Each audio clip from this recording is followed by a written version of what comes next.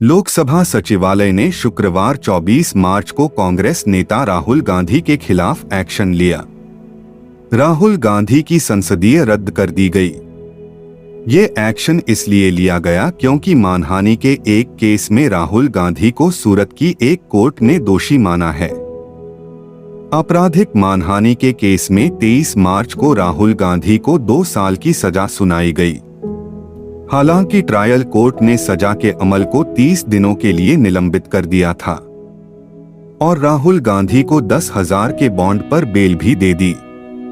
तो आइए हम यह समझते हैं कि क्या है यह मानहानि जिसके तहत राहुल गांधी को सजा सुनाई गई है।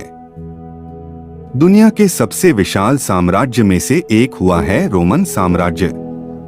27 ईसा पूर्व से शुरू होकर 5वीं सदी तक रोमन साम्राज्य कायम रहा। रोमन साम्राज्य में एक नियम निकाला गया जो उस वक्त का एक बड़ा अजीब नियम था।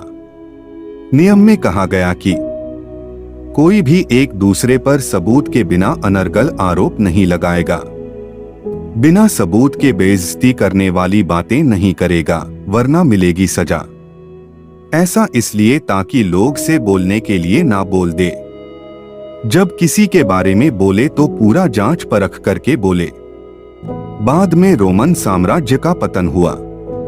धीरे धीरे दुनिया में अंग्रेजी शासन ने पांव पसारे, कई नियम कायदे बदले, लेकिन ये वाला नियम लेकर आगे बढ़े। धीरे धीरे अंग्रेजी शासन भी भूतकाल की बात हुई। भारत सहित तमाम देशों ने अपना संविधान बनाया, लेकिन यह नियम कायम रहा, बल्कि कानून की शक्ल ले ली। नाम मिला मानहानि का कानून, यानी अंग्रेजी में कहे तो डिफेमेशन। कोई ऐसा बयान, कोई ऐसा डॉक्यूमेंट, कोई ऐसा पब्लिश मटेरियल जिससे किसी व्यक्ति या किसी संस्था की छवि खराब होती है, गलत जानकारी प्रसारित होती है, तो मानहानि के तहत केस दर्ज हो सकता है। किसी व्यक्ति को ऐसा लगता है कि उसके खिलाफ कोई झूठा आरोप लगाया गया है, तो वो भी मानहानि का केस कर सकता है। लेकिन व्यक्ति हो या संस्था, उसे ये बात न्यायालय के सामने साबित करनी होगी कि उसकी मानहानि हुई है। दरअसल न्यायालय और संविधान दोनों इंसान या संस्था की प्रतिष्ठा को भी उसकी संपत्ति के तौर पर मानता है। इसलिए प्रतिष्ठा की हानि को संपत्ति की हानि माना जाता है और व्यक्ति को यह अधिकार मिलता है कि वह इसके खिलाफ न्यायालय में जा सके। मानहानि कितना गंभीर मसला है उसको इस बात से समझ सकते हैं कि इसमें सिविल और क्रिमिनल यानी दीवानी और फौजदारी दोनों तरह के केस दर्ज हो सकते हैं। मानहानि के अधिकतर मामलों में सिविल के तहत ही मुकदमा चलता है। इसके तहत जिस व्यक्ति की मानहानि हुई है वो सामने वाली पार्टी से इसके बदले में आर्थिक मुआवजे की मांग कर सकता है। अगर व्यक्ति या संस्था को लगता है कि पानी सिर से ऊपर निकल गया है और उसकी मानहानि आर्थिक मुआवजे से भी बड़ी है, तो वो क्रिमिनल केस दर्ज करा सकता है।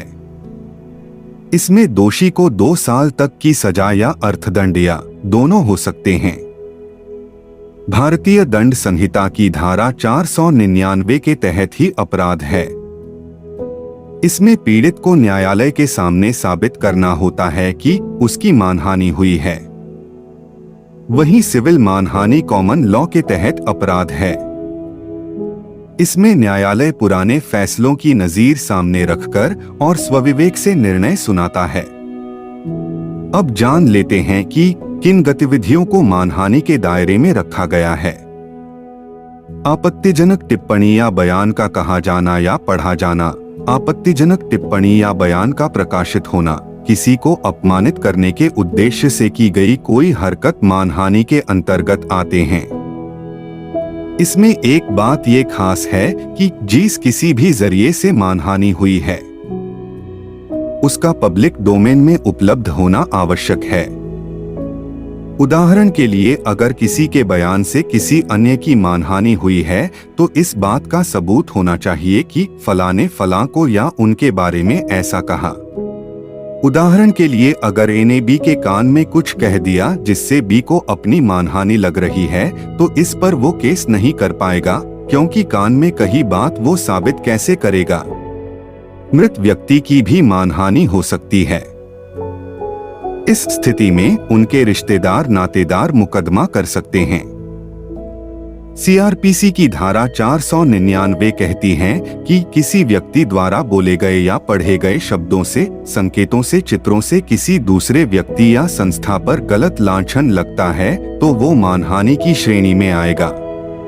लेकिन मानहानि किस तरह हुई है, इसे लेकर भी दो प्रकार होते हैं, अभियोग पत्र यानी लिबेल और बदनामी यानी स्लैंडर। इसका एक प्रकार है अभियोग पत्र यानी लिबेल। इसके तहत किसी झूठे स्टेटमेंट या पब्लिश मटेरियल के माध्यम से मानहानि करना आता है।